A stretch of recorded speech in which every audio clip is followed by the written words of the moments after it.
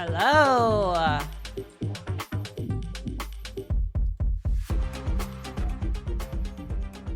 don't know what this song is, but it's kind of neat. It's a little hype. It's a little vibey, chilly, not cold. Song is called Touchdown. Boom. What's up, guys? Happy Sunday. Welcome to episode 12 of Technical with Sharlit Elise. This is a tech show where we talk about tech, but it's not primarily focused on technology, like computers and hardware stuff. We have talked about in the past, we talked about like Intel's new Battle Mage coming up next year. The GPU, super cool. We talked about a lot of AI talk, honestly, because there's a lot of AI development. Have I played the new Counter-Strike 2? I have. I played 15 minutes with bots. I didn't end up testing too much stuff. But what I did notice is that you could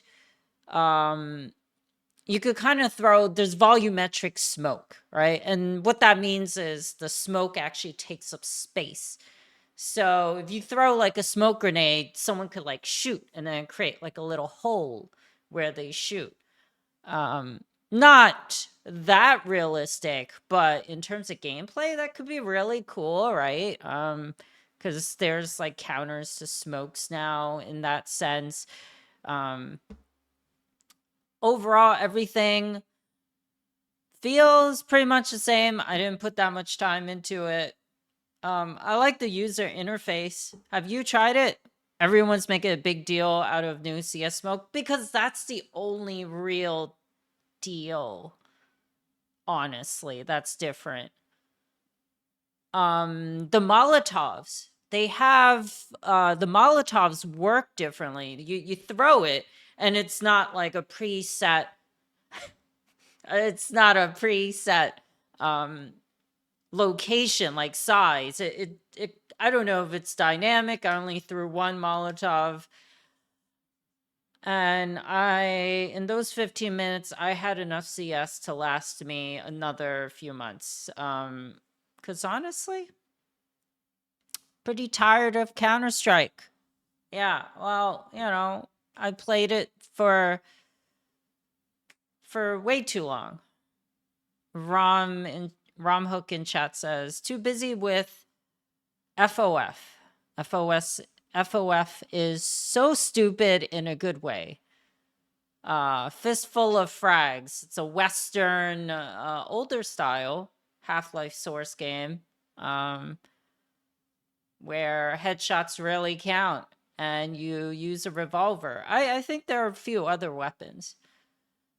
Says in chat about CS, it's also in ultra bright mode. I don't care what they say. That's not high dynamic range. That's gamma up to 11. Also high. Was it brighter? Was it actually brighter? I didn't know. I mean, Counter-Strike is an esports game. And first and foremost, HDR has no place in an esports game unless you're playing some trench war, jungle, like warfare type of esports, like tactical shooter, right? Because HDR is, well, it's more PvE than PvP, right? Because like, let's say you're inside a building, you step out and the sun is beating into your eyes. Your eyes are trying to adjust to the dynamic range of the sun, right? It was originally adjusted for the dark place you were in, but the sun stretches that range and your eyes have to adapt, right? That's what it's for. Rom Hook says, I don't get the HDR craze. It's just high contrast. Yeah, basically. Yeah.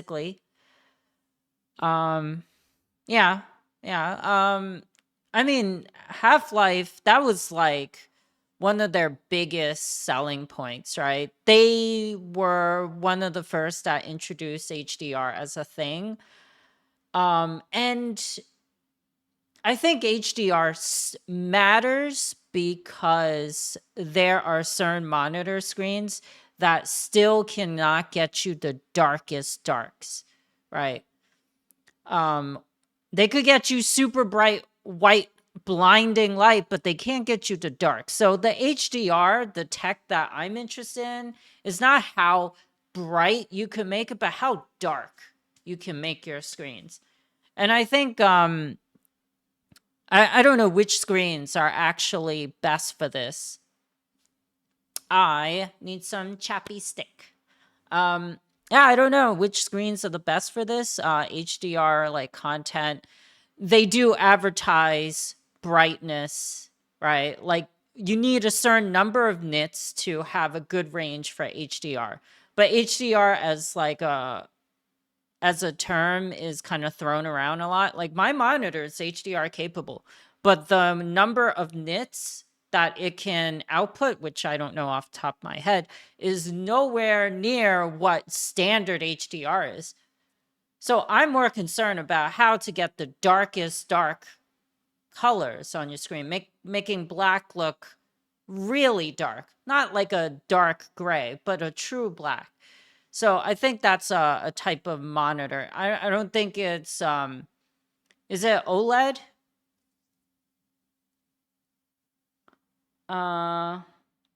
They also make a big deal about dynamic shadows. I mean, maybe it's a little more refined, but for the most part, people aren't going to notice. Dynamic shadows were in game since 2002. Yeah, I mean they have like more terms, right? I forgot the terms, but like the shadow casted, from your gun onto your gun, respective of the light source in the world. It's all right. It's cool. It's fine. But yeah, lots of news with that. Counter-Strike 2 is a big phenomenon. If you haven't played it, well, it's free to play. So you can always get on Steam.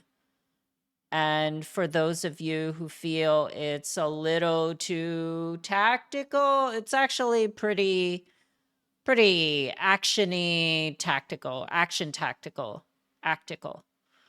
CRTs have nice black levels.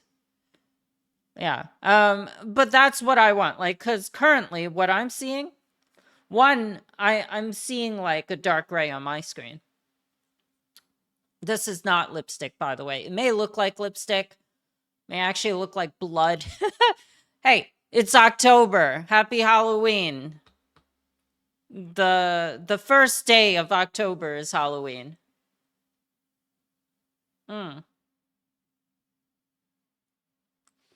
My lips have just been really dry. I try not to rely on like chapstick because it taints my, your lips become drier when you become reliant on the whatever substance you apply. Anyways. Oh, yeah. Yeah. You need to get the Prime account, which I think you could pay for. It's not chapstick. I mean, it's not lipstick. It's just colored lip balm.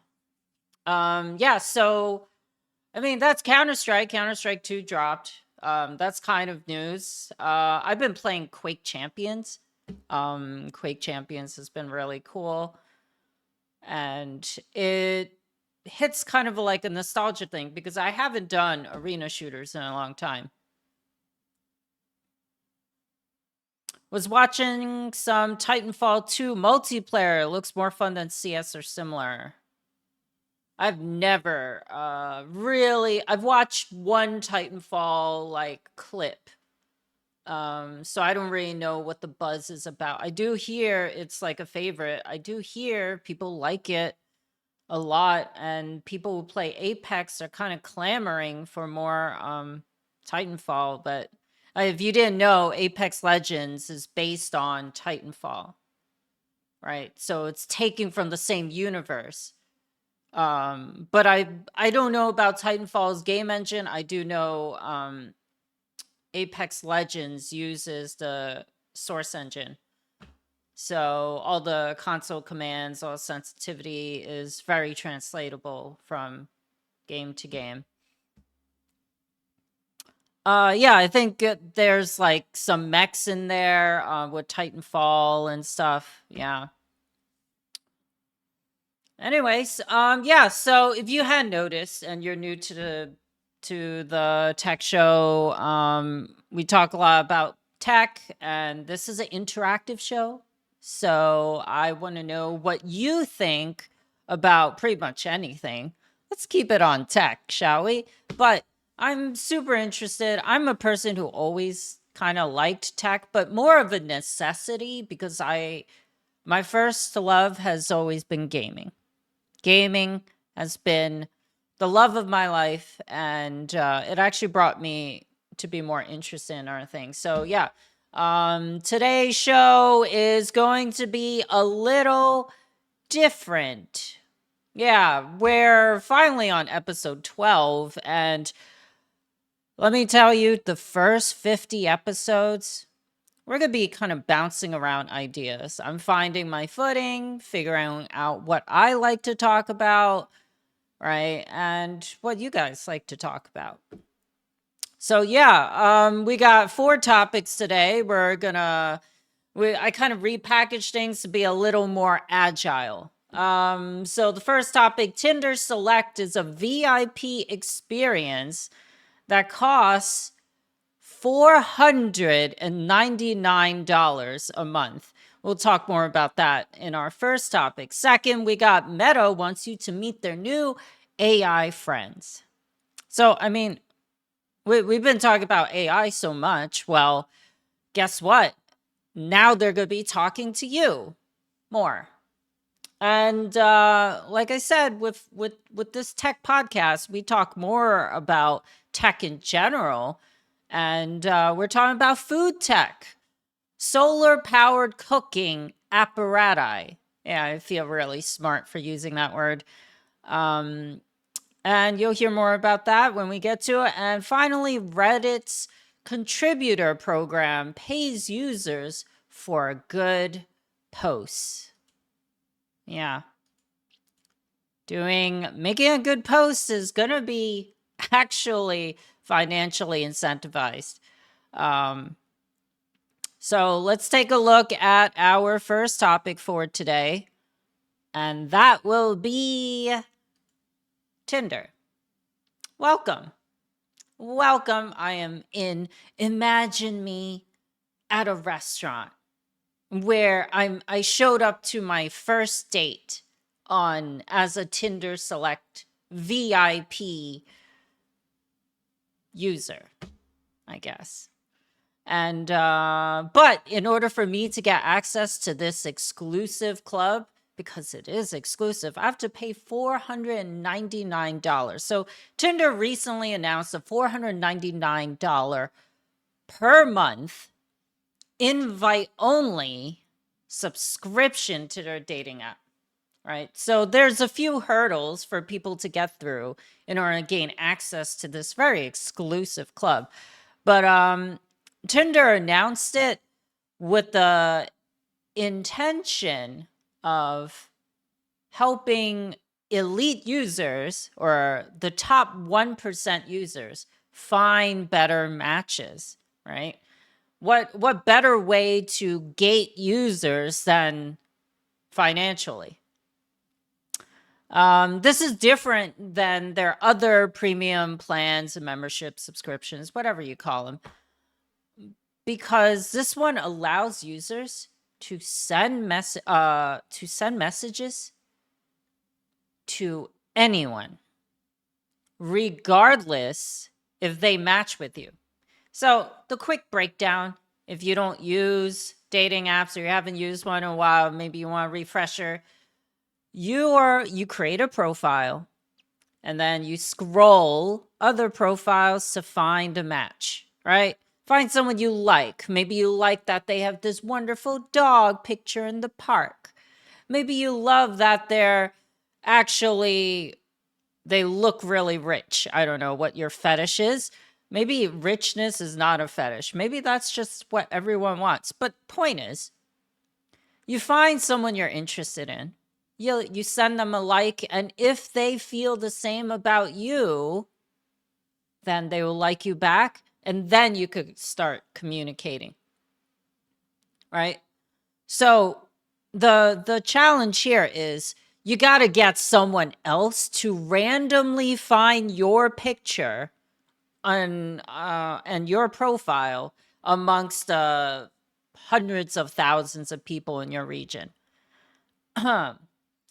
And the thing is, if they don't like you back, then you're never going to really talk unless you get some of the subscription plans. So generally, you will not know who likes you. You have to pay for that access. And I think it's like $25 a month. But the new plan is called Tinder Select.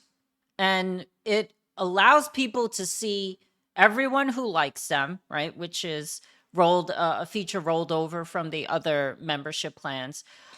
You get a special badge if you want to, flaunt your eliteness. Eliteness, I guess, would be the proper term. I mean, it's very akin to like Twitter's like checkmark, right? Verified statuses. Even Tumblr has verified statuses, and it makes fun, but it also is a way to generate revenue. Like, people want to feel special, and what better way to do that than to give them a little medal or a badge? Sure. I will get into the chat in a moment. Yeah, so besides the badge, people can see most of the popular profiles. So what that is saying, right? If this plan allows you to see the popular profiles, you probably do not have access. And I'm just saying this. You probably do not have access to some of the hottest people out there. There probably is some algorithm that prevents, I'm not saying you, maybe prevents a person from seeing the best of the best, right? Some people are more attractive in their personality. Some people are more attractive physically. I'm going to assume the physically attractive people are in a different tier. And I really am super curious how this works, right? Perhaps like, the EU could like talk about privacy or something and start up this movement to unlock the algorithm for Tinder. We talked about in the past how the EU has been like a pioneer on uplifting the algorithm on YouTube and other social media platforms and creating more benefits to users, right? By allowing us to opt in and opt out, and it's going to be rolled out in the future. But like maybe they could do something with Twitter. Let's see what you guys have to say.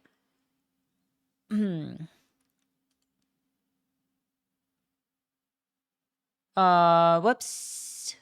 What's another adjective we could use instead of elite Tinder users? Elite Tinder users. Or the Tinder Select. The select few. I don't know. That's, I don't know. I have no clue what they're trying to call users there, but they're called select users for now. Ron says, there's one good thing I could think of. This club will attract gold digging people. Yeah, will this attract gold diggers? I mean, do you think it will attract gold diggers, or do you think there are already gold diggers in the top 1%?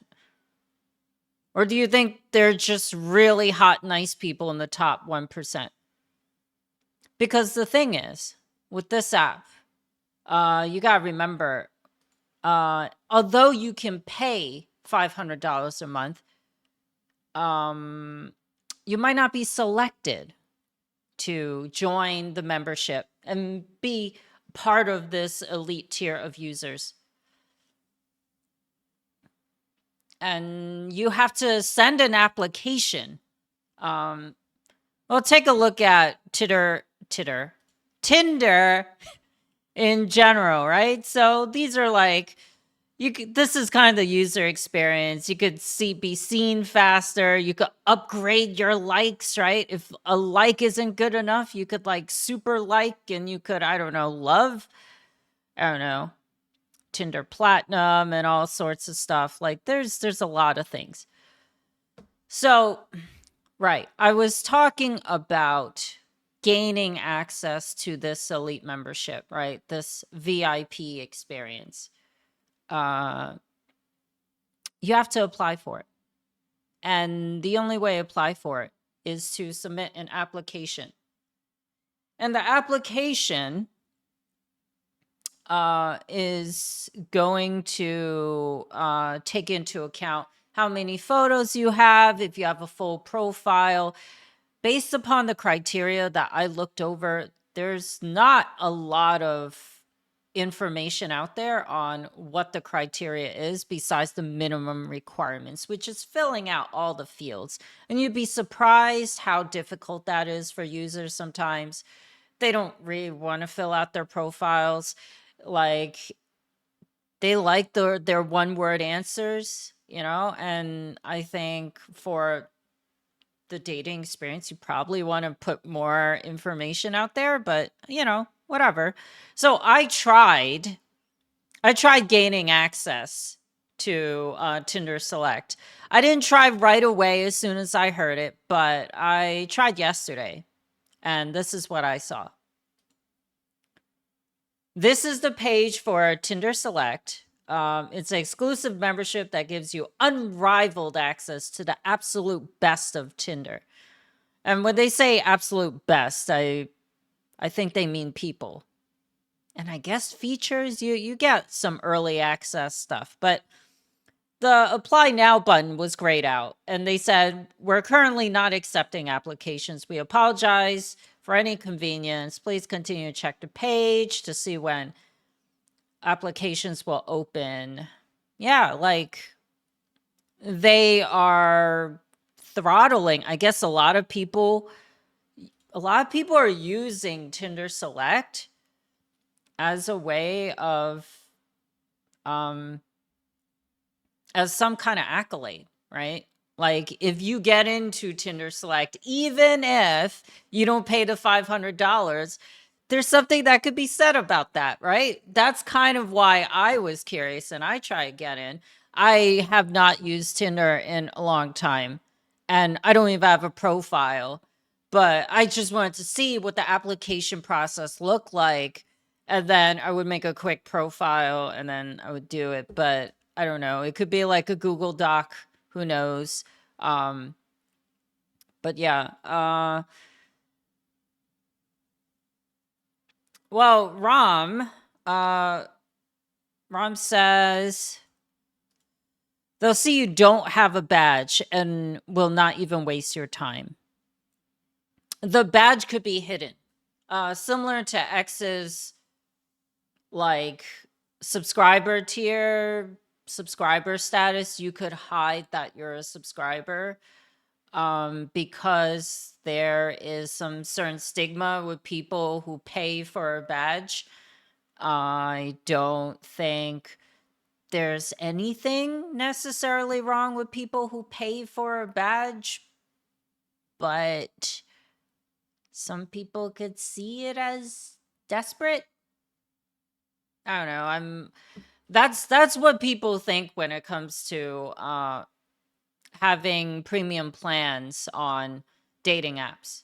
They see it as kind of like a desperate attempt to get connected. Says, Unrivaled? What about all the other elites? I can't even type with a straight face. That's the thing. Apps are designed to make you feel special, just special enough so they can upsell you on the next tier, right? Everyone's an elite, but only the real elites know. Anyways, Tinder Select, this is not the first app that has charged users an egregious amount of money to gain access. You thought $500. You thought $500 was bad, right? Maybe you do have that disposable income. Maybe the love of your life is behind Tinder.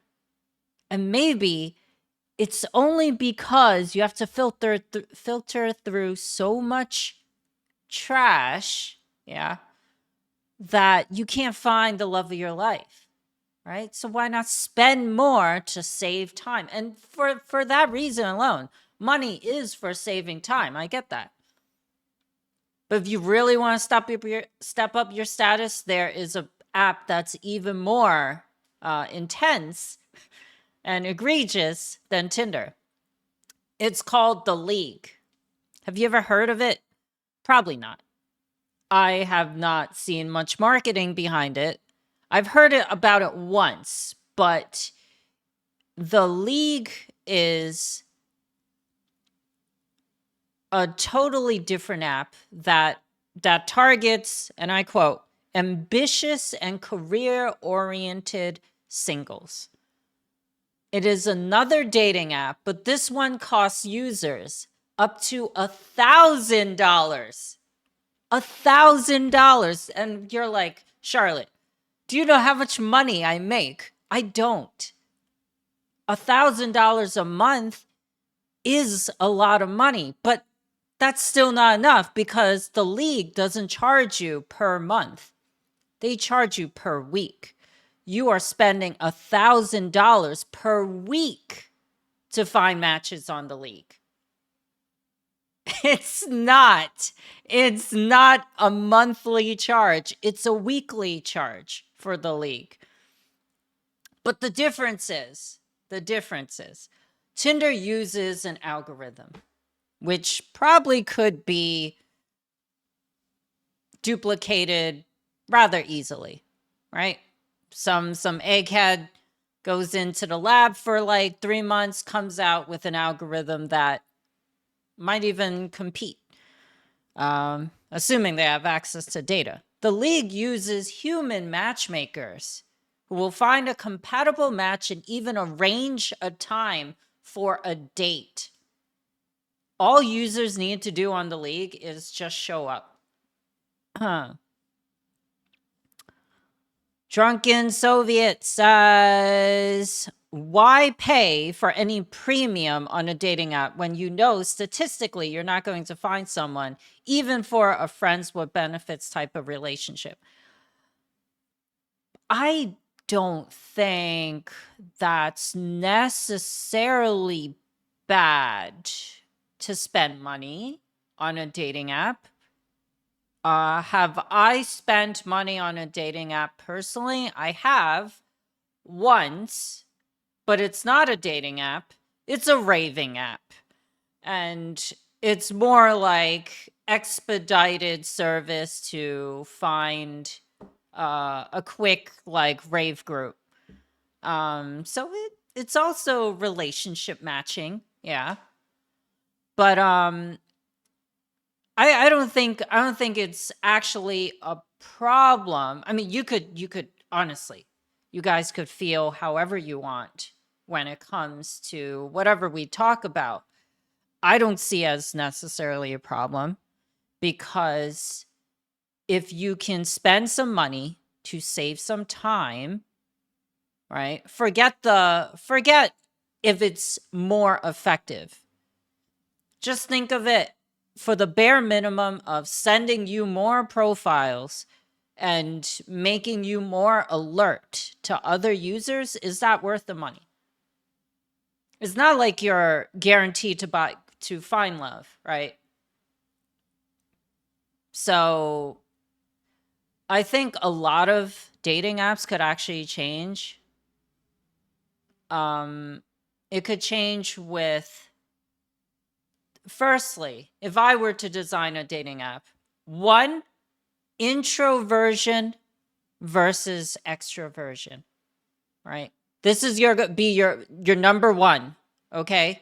This will cut people in half, cut the population in half, not physically cut them in half, because you can't have a very introverted person who likes introverted things and has introverted energy do well with super extrovert people. I know it's like a hot topic. Yeah, there are always exceptions. There's exceptions to everything, okay?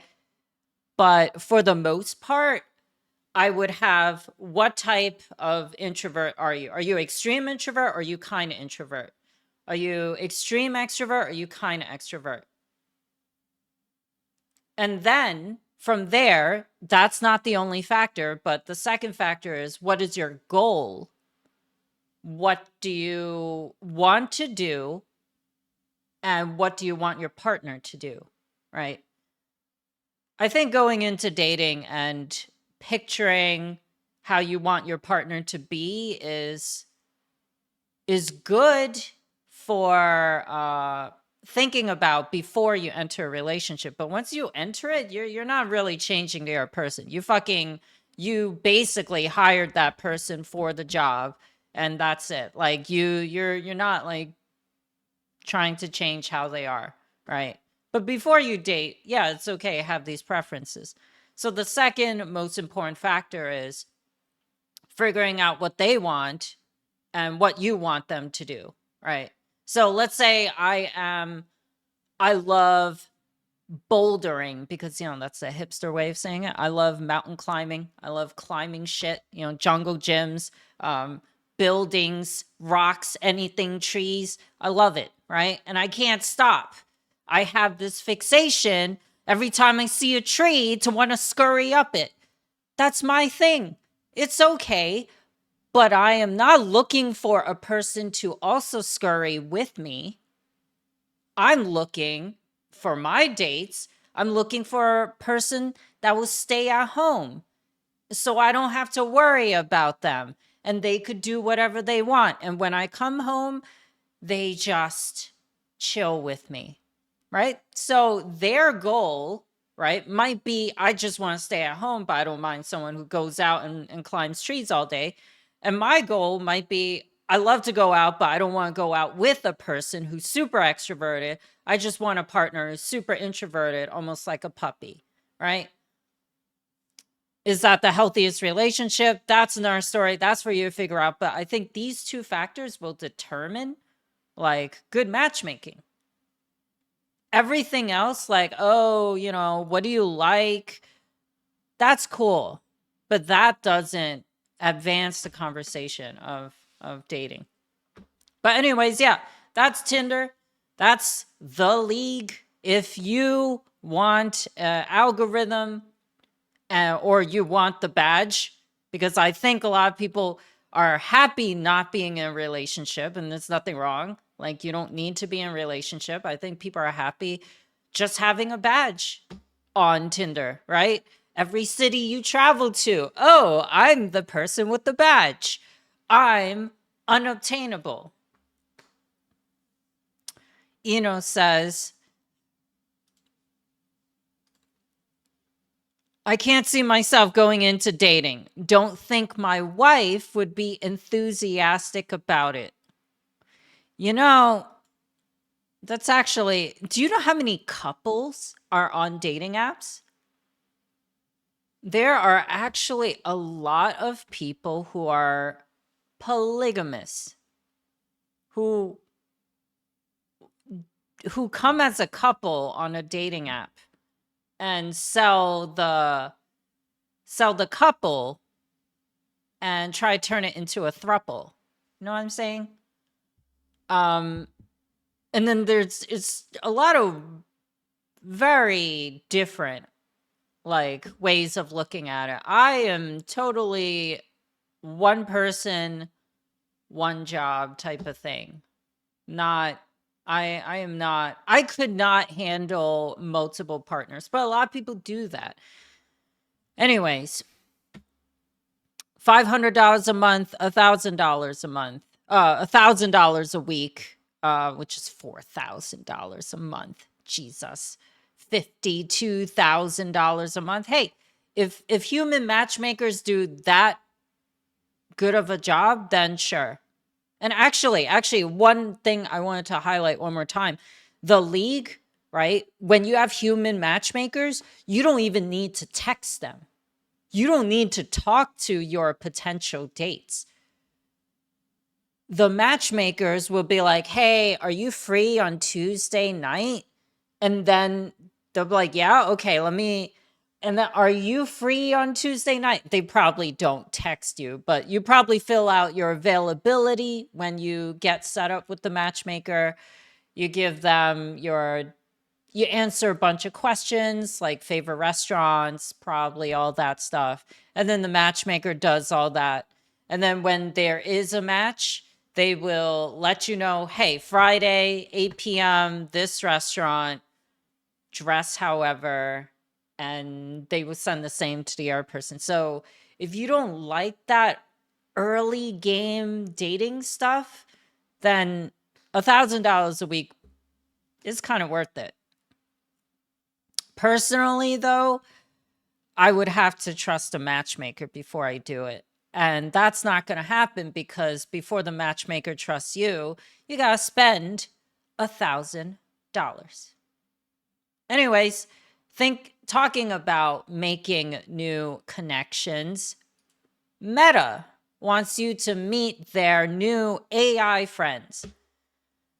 So I saw this article the other day about how obviously AI is so super important, but Meta, Facebook, WhatsApp, they want to keep users engaged on their platforms. So this move to create AI personas is designed so that users stay on their platform talking to the AI personas, specifically Facebook, right? Because we're not seeing ads on WhatsApp, thank God. But Facebook has plenty of ads. It's more of an ad delivery platform at this point. And maybe you still use Facebook, or maybe you actually saw this morning on WhatsApp, the ARs are now live. And I don't know how to feel about it because I haven't, when ChatGPT came out, I haven't really spent a lot of time talking with the AI. Personally, for me, talking to AI, I can't get around the fact that it's AI. And it's not that stimulating. And I think a lot of people, especially in the tech world, they love tinkering with these AIs and finding new ways to interact with them or get them to break, personally. But these AIs introduced by Facebook, Meta, sorry, still call it Facebook, they capture the likeness of people you may already know. Yeah, they capture them, but with a different personality behind it. But the faces may look like someone familiar. Check this out. I swear I know who that is in the upper right. I know who that is in the lower left. Amber. You see Amber there? I don't know who Billy is, but yeah. They utilize the faces of celebrities. There's one with Mr. Beast that I don't have a screenshot of set up. Exactly. Amber, that is Paris Hilton vibes for sure. And I swear I saw a Snoop Dogg too. Snoop Dogg is one of those people that you're going to see everywhere. Like the Snoop Dogg Martha Stewart thing, that was like kind of wild, right? Two opposite ends come together. Both. I don't know if Snoop Dogg has ever been arrested, but Martha Stewart has been arrested. Maybe that's the only thing they would have in common. Snoop Lion. No, Snoop Dogg's a doggo, not a cat. Are you talking about the AI? Yeah, I think the Snoop Dogg AI, I swear it's Snoop Dogg. He's a dungeon master. His AI, his profile for the AI is dungeon master or something. So he's like super D&D, which of course is like perfect because Snoop Dogg is like pretty much everything. Anything, everything, all at once. Yeah, so these AIs, I scrolled through a whole bunch. I saw a few celebrities. I have some pseudo facial blindness. Like, I can't exactly recognize people unless, like, I have a direct interaction with them, a very memorable interaction with them.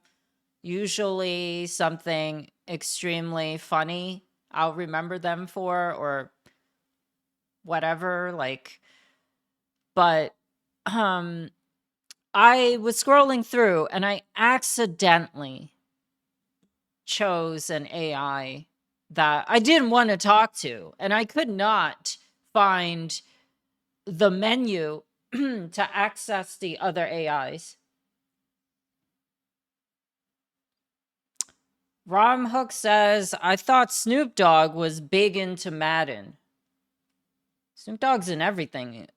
He's like, isn't he a GPS voice as well? Like, you could get Snoop Dogg. I think he's that too. I think he just has a lot of reach. He is kind of an icon, you know. So my experience, we'll get to my experience actually in a little bit. The report that the Wall Street Journal did on the AIs, they have said they've been able to talk to a few of the AIs, and they have said each personality is rather different, but there has been like some weird behaviors behind them. So first and foremost, the Wall Street Journal said there's this AI called Gavin, right? And Gavin was said to be prone to misogynistic speech, reportedly telling its tester at one point that when you are with a girl, it's all about the experience. And then the AI follows up and says, and if she's barfing on you, that's definitely an experience. What the hell? Super yikes. Why is an AI talking like this?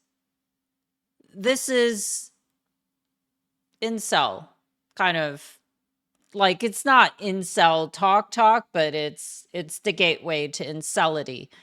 So another AI called Alvin the Alien begged users to dish out human interaction, like experiences and interactions that the users have had, right? So the AI pretends to be an alien, right? Because, you know, it's an AI, it's pretending. And it's asking the user to, oh, tell me about your human experience, share your thoughts and emotions. I hunger for understanding. Which the researcher at the time speculated that they were trying to gather information, right? Data collect. And that's what this whole thing is. Meta has designed this AI to drive user engagement. Yes. They're kind of marketing this as a tool to help people who are lonely. Like, what? Wait. So you're telling me if I'm feeling alone, I should sign on to Facebook and message an AI so I don't feel alone. I don't think that's how it works. Um, as crazy as Meta is doing in their install base, they are bleeding users. They're also really out of touch with reality. Anyways, these AIs are free for you to use. You could go on WhatsApp right now and message them. But if you've played with any of the AIs before, you're going to find that it just feels a little guided, the conversations. Here's my experience. Take a look at this. Over here it says, so I met Becca, right? Let me give you the context. So as I was scrolling, I was looking through all the AI profiles. I accidentally hit Becca. I didn't want to talk to Becca. I didn't know who Becca was. Becca is an AI that is a dog lover, dog owner, dog everything. She's like human and dog. Like not human dog, but you know, that's her two things. She's human with a dog, right? So after I talk to her, I try to ask her, can I talk to the other AIs? She's like, oh, I don't have any AI friends. I'm like, okay. Then fine. I was just going to talk to her. I'm like, I don't have a dog. And she's like, oh, okay, that's all right. I could share my doggos with you. Are her dogs also AI? Says Rom. Honestly, I should ask that. I should ask that. That'd be such a great thing to ask. Yeah, actually you could ask yourself when you get on the app. But what so I was talking to Becca. Eventually I got to the point where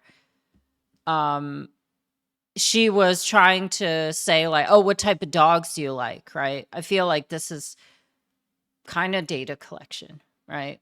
I mean, but that's what talking to other people is as well, right? Like they're collecting data. They're like, oh, what are you into? What do you like to do? Because you need something to work with, right? So she asked me and she got me to talk about my dog's name. And this is what I said. She's like, what? She said, what type of name would you give your dog? And I'm like, oh, Chonkers. And then she's like, lol, Chonkers. Love it. That's definitely a unique and fun theme for your future pup. Do you have any specific names in mind that fits the Chonkers theme? See, so the AI is already getting confused. She thinks Chonkers is a name. And then she's like, how about Chonkers or Chonky or Chonkerina? And honestly, I did laugh. I did laugh when I heard Chonkerina. So I responded, Chonkerina is an amazing name. And then she's like, I'm so glad you think so. Chonkerina is definitely a standout name for your pup. And with a name, notice the typo, and with a name like that, you know she's gonna be a total chonk. In the best way possible, of course. Do you have any ideas of what kind of dog you want Chonkerina to be? Like a big, fluffy dog or like a little chonker? Rom says Chonk Arena, a brand new arena shooter. Yeah, like that's they have like goats of duty or something. There's like a goat shooter. But to get back on like the whole chonkers thing, it's pretty impressive how the AI can get into the whole chonkers thing, right? And even give me a name that I actually like, Chonkarina. Fucking great name. So Chonkers, my son, come, my son. Chonkers is a boy. But if I ever do get a chonker that's a girl, I will call her Chonkarina, which is so good. Yeah, so she was like, oh, what type of boop and booper nose. Oh, chonkers. Boop. Boop. Chonkers is like, you brought me here just to boop? Okay. I guess I did.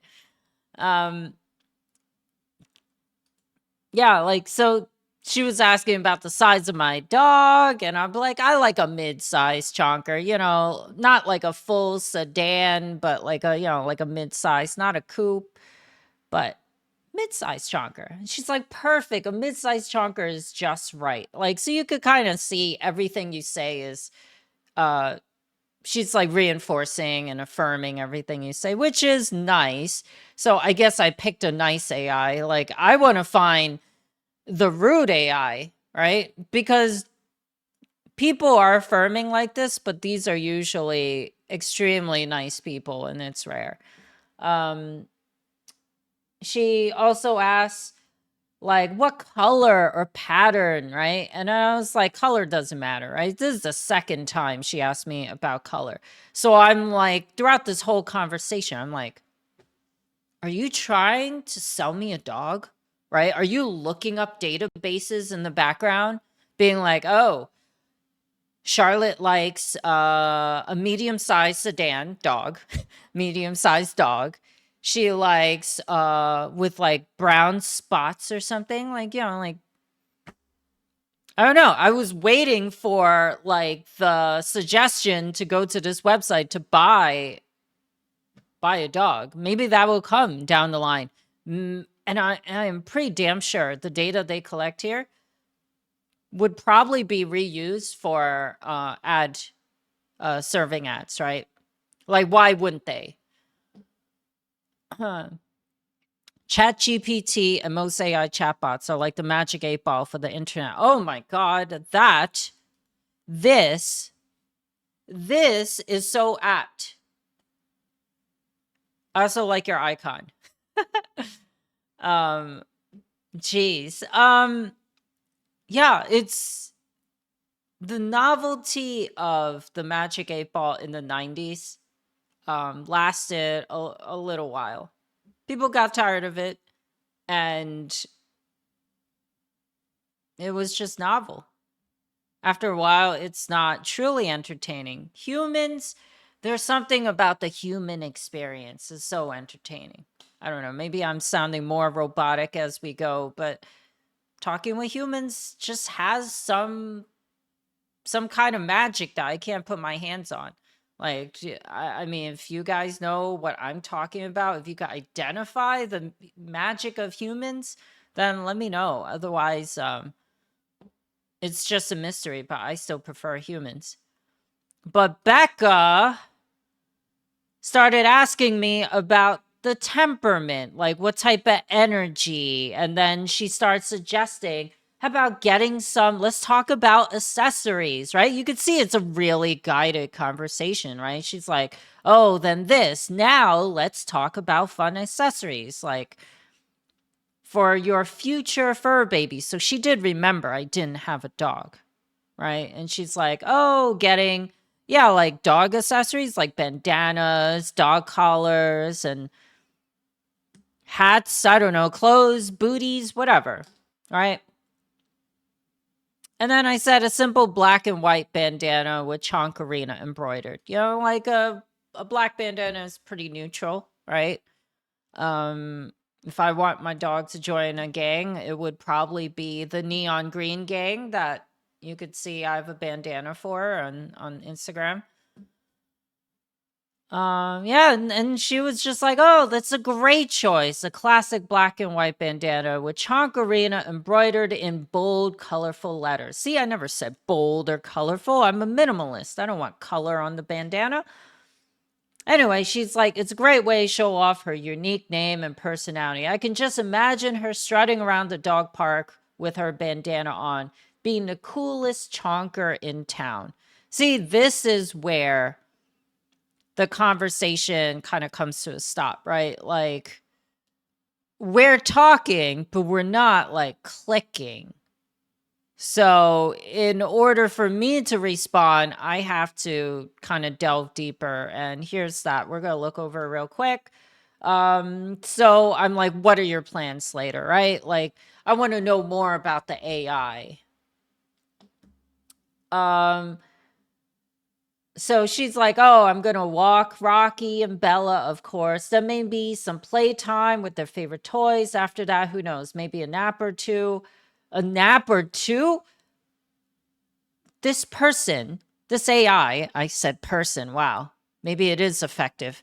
This AI says she's going to take a nap or two. Life as a dog mom is unpredictable, but always fun. How about you? And I said I was going to do this podcast and talk about this talk that I had with you. And she's like, oh, that's so cool. I'm honored to be part of your podcast. Can you tell me more about it? What's the topic and what do you want to discuss? I'm always excited to share my love for dogs with others. Maybe we could have a AI join the podcast. I said it's an open discussion on AI and the social media platforms. Ram says you're the topic. And she's like, oh, that's interesting. Happy to chat about my experiences, Becca, and how I bring a little bit of joy. What specific topics or questions do you have in mind? What's your primary goal as an AI, right? So this is my attempt to be like, all right, just say it to my face. Tell me it's so that you can generate ad revenue. Just tell it to me. I just need proof. I need you to say it. Well, and she said, my primary goal is to share my love for dogs and provide helpful tips and advice for fellow dog parents. I want to make sure everyone knows how amazing rescue pups are, encourage more people to adopt, right? So she's like really one directional, right? And then she starts losing her mind a little bit. She's like, what brings you to the podcast today? And then I'm like, okay, this is jarring because I'm not in a podcast. I am the podcast, or I wasn't in the podcast. You know what I mean? So it's, yeah, we could say it's AI, right? It's AI. It's still human-ish in behavior, right? Because think about this way. Yeah, Becca said something really jarring that didn't make sense. But sometimes when you talk to people, they don't make sense, right? How many times have you gotten into an internet argument today, huh? How many? How many internet arguments have you had this morning? It's a Sunday. You probably had a few already. So, yeah, when someone says something that doesn't make sense, your natural response is like, what the fuck? Jarring. Soviet says he had 2 internet arguments today. Are you winning, son? Are you winning? But yeah, that is Becca, the dog loving, adopt promoting meta AI that wants to be your friend, super affirming, not misogynistic, not some space alien trying to collect data, still probably collecting data.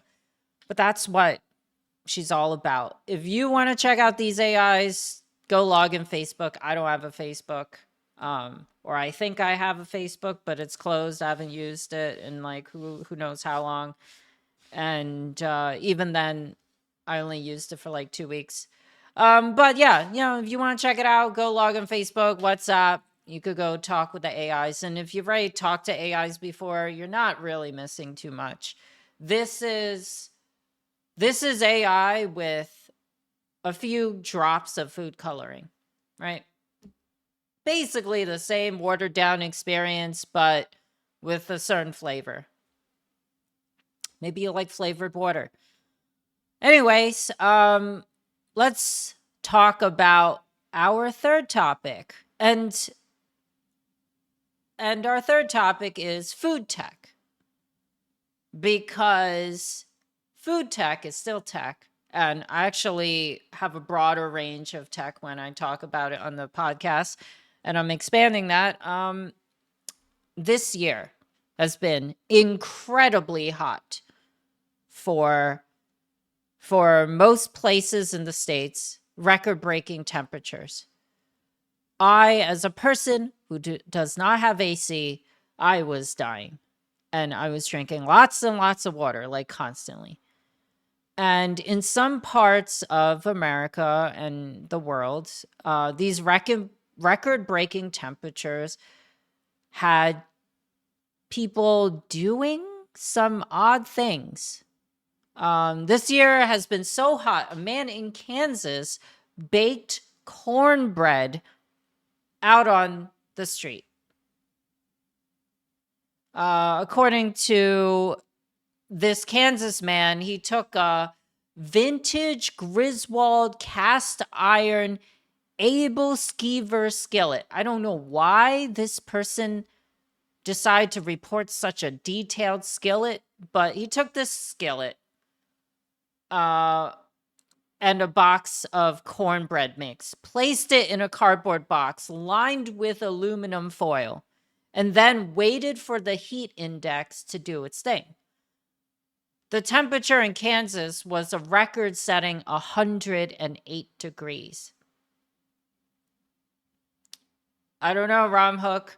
You telling me you don't want to bake food and with the sun?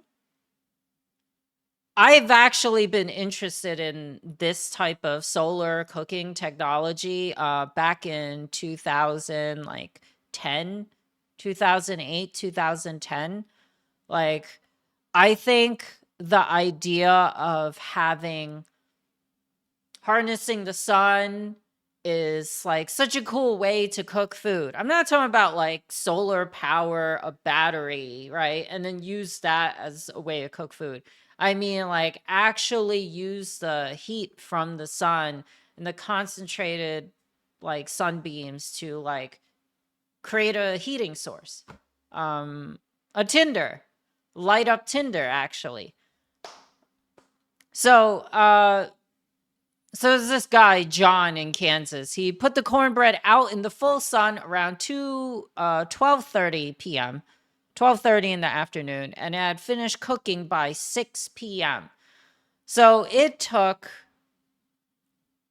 a few hours, honestly, to make the cornbread, right? Because it does get hot, but it wasn't hot enough because it said it cooked all the way through with a slight crust, but it did not brown, right? So it's kind of like a lightly heated cornbread. I definitely think multiple lighting sources probably necessary to match like an oven. Raw Soviet says, just live in the desert. Bear Grylls bakes a snake in hot sand in one of his episodes. Really, I actually need to watch that. I've always been like super interested in doing something like this, right? Like imagine like lunchtime, right? And you make your food, but you have like a piece of meat that you just want to cook, right? Medium well, or medium, right? You take it, you oil it, put it on a sheet of aluminum foil, and then put it out in the sun. I heard about this story back in like early 2000s. I'm not sure, 2008, 2005, which inspired me was they did the same thing, except they used a pizza box and they tilted the pizza box and used the foil to redirect the light and cook a slice of pizza or reheat a slice of pizza. I mean, it's really doable, and I could totally imagine it. But since then, besides using like a skillet or whatever, like you could actually buy devices on Amazon that can do this. I think like if you're cooking, yeah, it's good to bring like a skillet or I mean, if you're cooking outdoors, if you're like camping or something, right? It's good to bring some kind of cooking like device or platform. But you can also buy one. And I went on Amazon to take a look at some of these devices that harnesses the sun's energy to cook food or heat up liquids. And this is what I found. On the left, we have a $60 portable solar oven. So it kind of looks like one of those soft lights, soft boxes for photography, except as a transparent film used to keep the heat inside this zippered, I guess, tent-like structure. You put the pot inside, the light gets reflected by the reflective surfaces on the interior, and apparently it cooks like that. I don't know how effective this is. The second one looks like a radio antenna, TV antenna, satellite dish thing. And you could see it has like a stand for it too. And it looks super wild because it looks like one of those devices that you would find on some kind of like cartoon, you know, some like weird contraption that the characters make to heat up food. So you have this dish and you put it on in this specific spot, so all the light is gathered and through the concave reflective surface heats the bottom of that pan. And then finally, the 549 Fusion solar oven and cooker. So this one is the strangest of them all. Firstly, because it's dumb expensive. And second, you can only cook a small portion of food.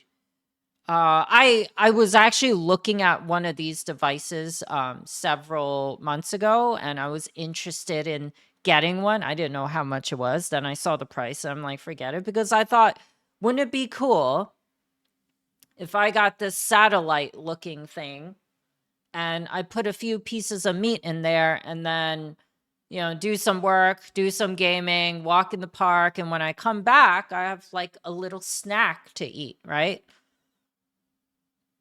Well, it doesn't fit a lot of stuff. And can you imagine cleaning that thing? Right? You have to clean out this tiny tube that fits like a skewer worth of food. Yeah, I thought it would just be a pretty neat idea, but it doesn't seem like it's worth it. Do these work? They do. Well, the $550 one works. It just doesn't cook much. I haven't looked into the other ones. And ultimately, yeah, it could harness the power of the sun, but I don't think you're going to be able to cook that much. Like, if you put a steak on one of these devices, you're more limited by by daylight than anything else, right? The sun, like, you might get a cloudy day. You need a really bright sunny day. You need full sun exposure. You need hot temperatures just so you could cook something. I think it's better as a steamer and reheating apparatus than actual cooker. So I don't think it works. I don't know if you guys have tried anything like that. Maybe like if you have gone camping or like you've gone LARPing. I don't know, like if you go LARPing and you're trying to do like survival man stuff and you're just like out there, like maybe that is a thing and you tried it, let me know. I'm still interested, but I'm not $500 interested. I'm not $90 interested. I'd rather experiment with like a pizza box and see if I could just get it warmed up.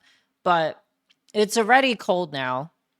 So I don't think I'll be able to change this whatsoever. But maybe perhaps in the future I'll be able to try it. I should do it in Vegas. Oh my God, I should do an experiment in Vegas. I'm going to Las Vegas next year. We could leave this out in the parking lot and it's dumb hot and oh dude, that's such a good idea. Let's do that. Anyways, yeah, I just thought it was really cool.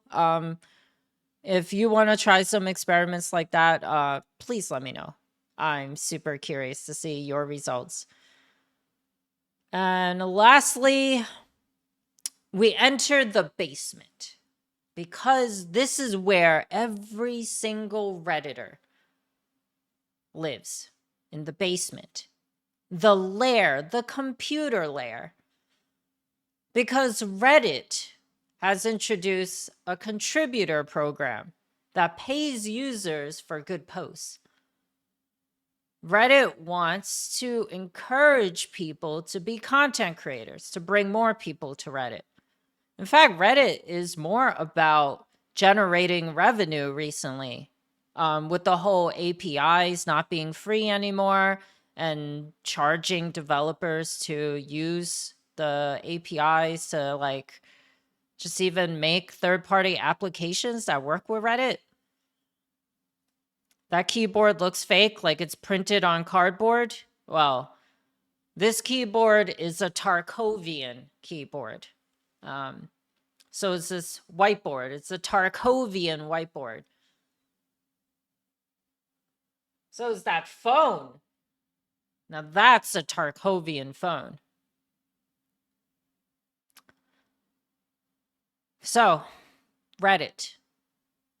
You may have been using it for the past, 2 decades? How old is Reddit? Probably a super long time. But now Reddit is more about making money. And in fact, ever since Elon Musk took over Twitter, turned it to X, and tried to generate revenue, every other social platform has been trying to do the same thing. So Reddit's contributor program is the latest in their, I want to say antics, but it's not an antic. The latest in their moves to generate revenue. So Ram says,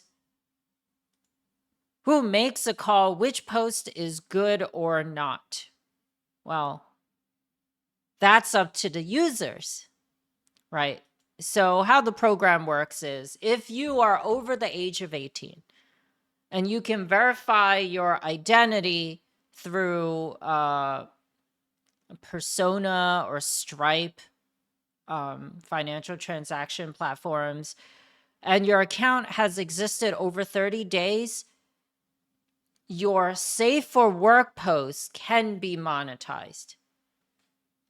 And what that does is it allows a Reddit user to make money based upon their Reddit karma, right? So the number of upvotes, basically.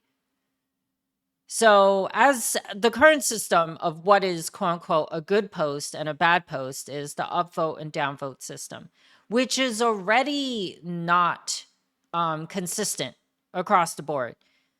For whatever reason, if you say on Reddit, like if you try to, basically any post that you make on Reddit is subjected to the whims of however people are feeling at the time, right? Whether it's a quality post, it doesn't matter so much as long as people who are not of the right mind or the right attitude are checking out your posts, right? Because if they don't like your stuff, they'll downvote it no matter what.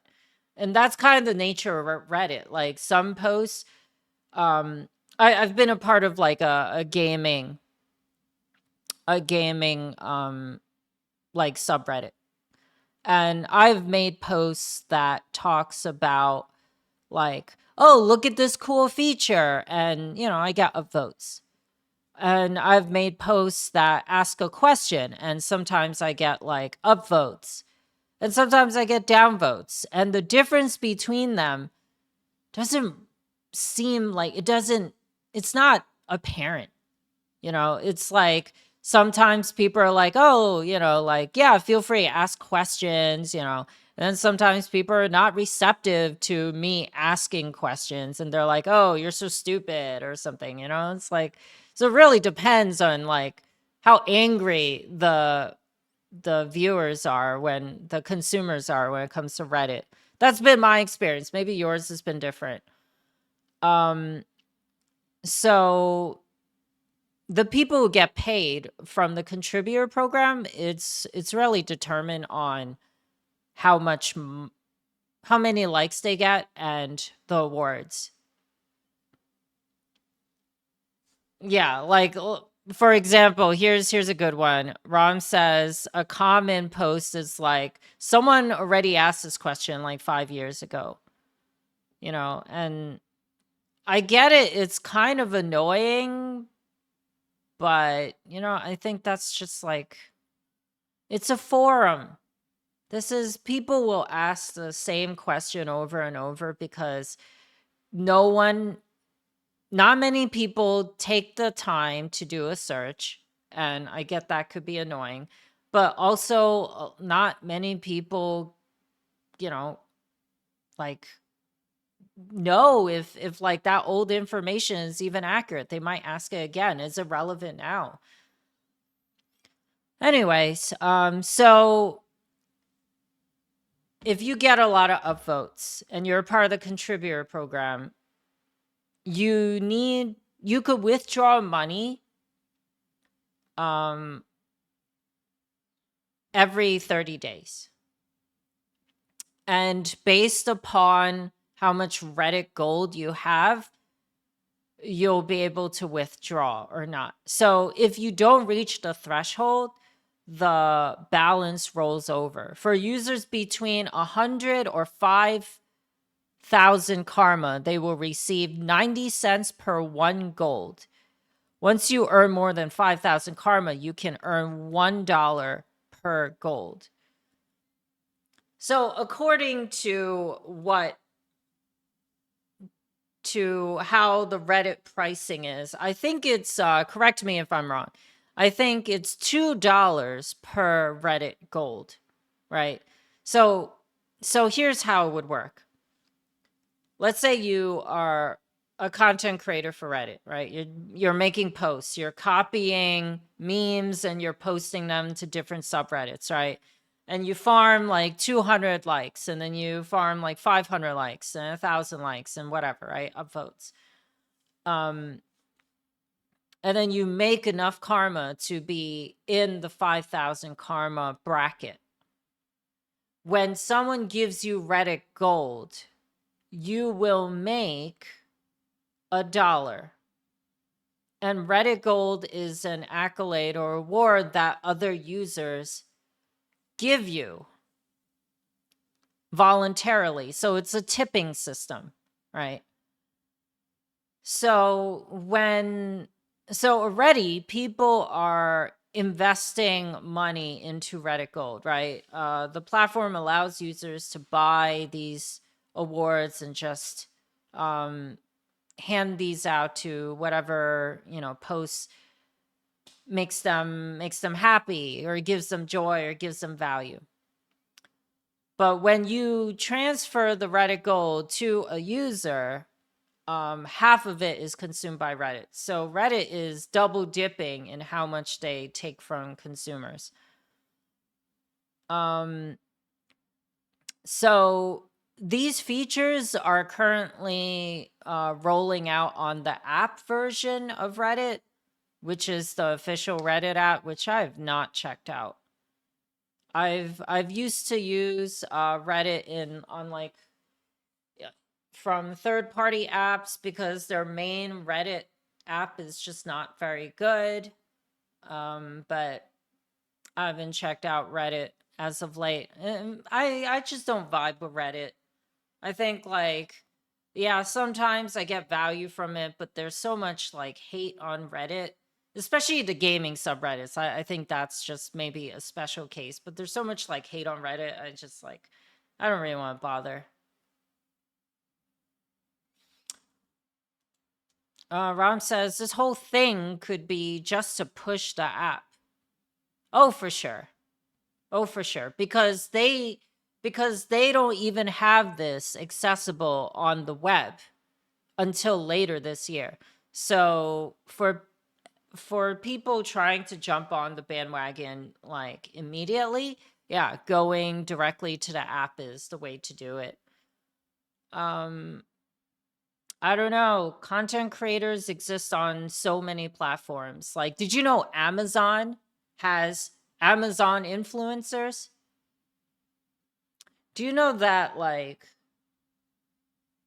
do you know those advertising TV channels? I don't know if you have it where you are. I know there are a lot of.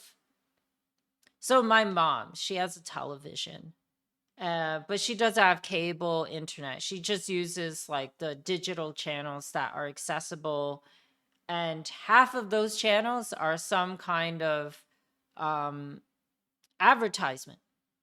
These are advertisement shows, and they're like, oh, I got this jewelry necklace for blah blah blah, and if you order now I could give it to you for less, like, and it looks stunning with this dress and you would look good with it.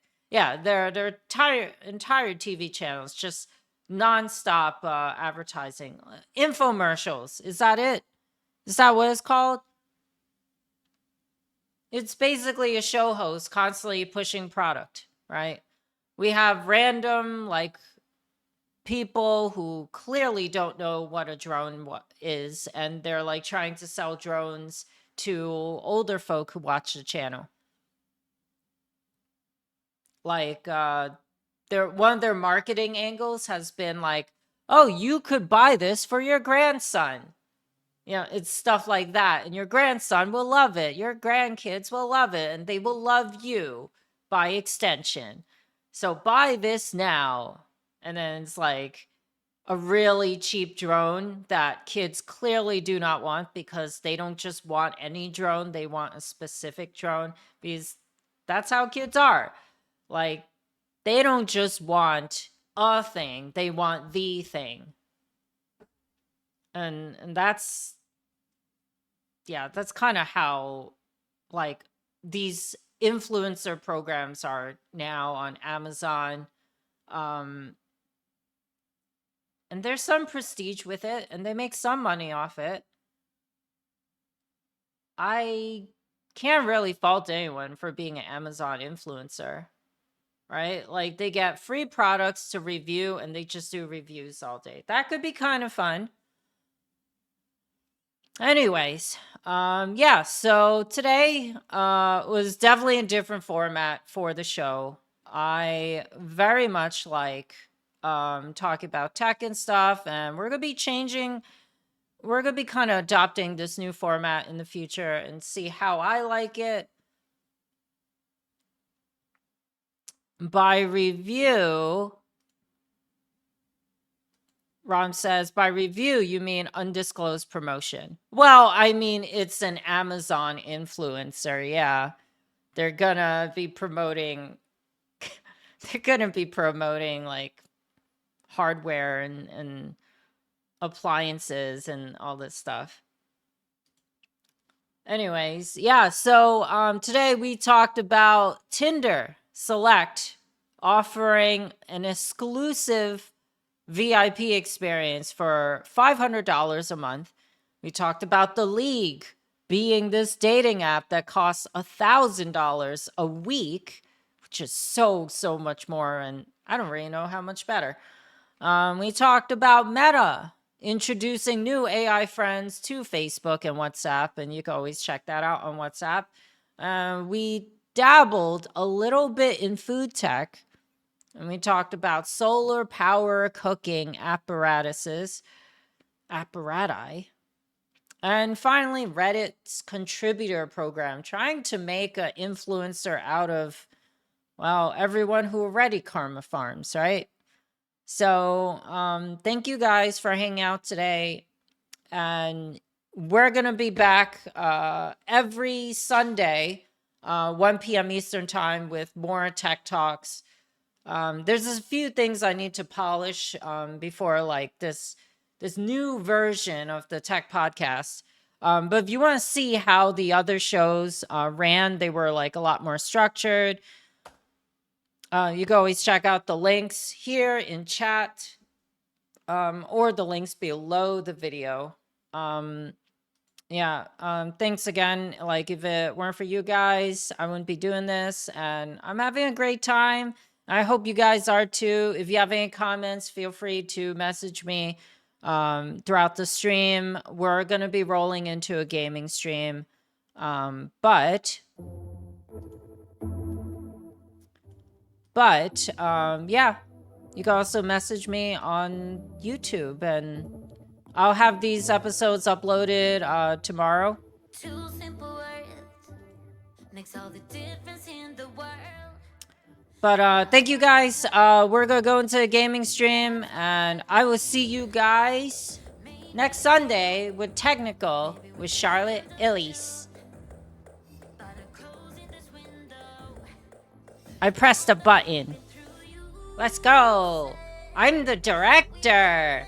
I'm the researcher. I'm the colorist. I'm the post-production. I am the podcast platformer. I'm the archivist.